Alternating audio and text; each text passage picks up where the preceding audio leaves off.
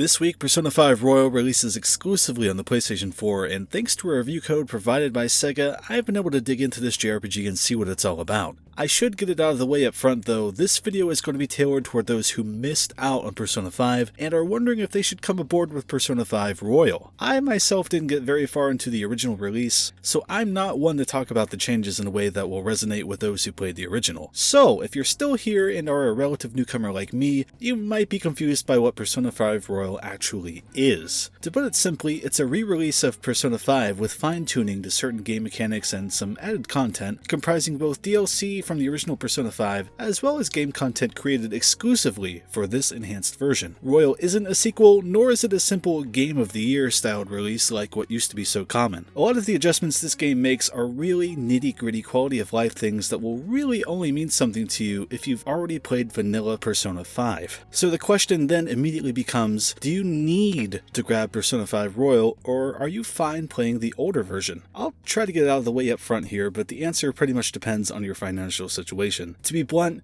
you can grab a copy of Persona 5 on the cheap and still have a great experience. But all of those smaller changes Persona 5 Royal makes have added up to a better game experience when comparing my time with it to the original, and it's easily the version I'd recommend. But if you need selling on the game experience proper and aren't quite sure what Persona games are all about, you might be wondering, just how good is Persona 5 Royal? Well, the answer is, it is very good. It has been a long time since I played any game for over 8 hours per day, each and every day in a week, completely engaged and captivated for all of it. At its best, Persona 5 is the kind of game that breeds obsession, cultivating a cornucopia of mechanics and characters to latch onto, and marching along at such a rhythm that just a few more minutes turns into another hour gone before you've even realized it's vanished. You assume the role of a high school student transferring to a school in Tokyo after being in the wrong place at the wrong time with a terrible politician. With an assault charge on your record and a building full of teachers and students gossiping about your past, you're an immediate outcast who slowly but surely develops a band of misfits to befriend. Near immediately, you have a run-in with an award-winning volleyball coach at the school who is rumored to be physically and sexually abusing students. Through the power of JRPG gods, you're selected by series mainstay Igor to be granted the power to utilize personas, which are embodiments of people's emotions and thoughts. In video game terms, these give you your magic spells, buffs, debuffs, etc. You'll use these personas to enter palaces,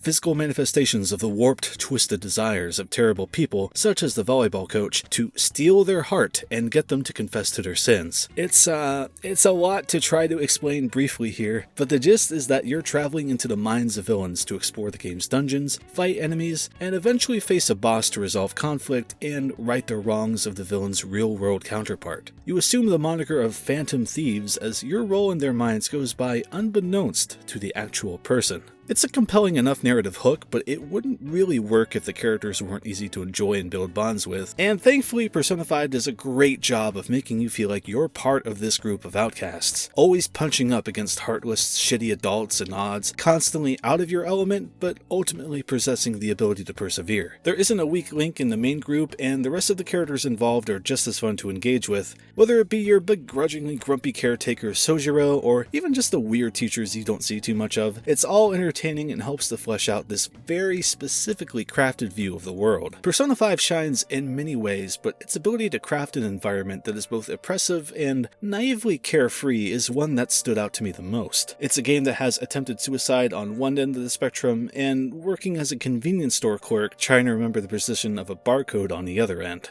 And both ends manage to feel congruent with the other in this game's world. What carries this is an immensely well-made atmosphere that emanates through every element of the game. It lulls you in so effectively that on its rainy days, you can almost smell the rain yourself, aided wonderfully by the game's moody musical score. Everything just works in perfect unison to make you feel exactly what the game wants you to feel. I've rarely seen a game accomplish this in a way that feels so effortless. The brighter, happier moments spent with your party in game truly feel like a good time spent with friends, and the parts where a villain is built up really makes you want to kick their ass just as badly as any character in the game is dying to. And as you've probably noticed, the game is rich with style. Persona 5 was built for the PlayStation 3, so the in-game models and environments may look a bit dated in 2020, but its visual flourishes masterfully mesh with the game's tone of cool, flashy teens fighting against the unjust of the world. In a way, it reminds me a little bit of Into the Spider-Verse. There's almost always something interesting going going on visually to keep your attention, and particularly in the game's combat, it's very effective at getting your blood pumping. Watching your party's stylized attack animations as a string section that would make Jamiroquai blush plays just never gets old. At the end of the day, it's your usual turn-based JRPG combat, but flair aside, what helps it stay engaging is that it can be as strategic as you'd like it to be. Your other party members just get one persona, but your lead character can rotate between many as freely as they like in a battle to capitalize on elemental weaknesses your enemies have. You can then take your personas,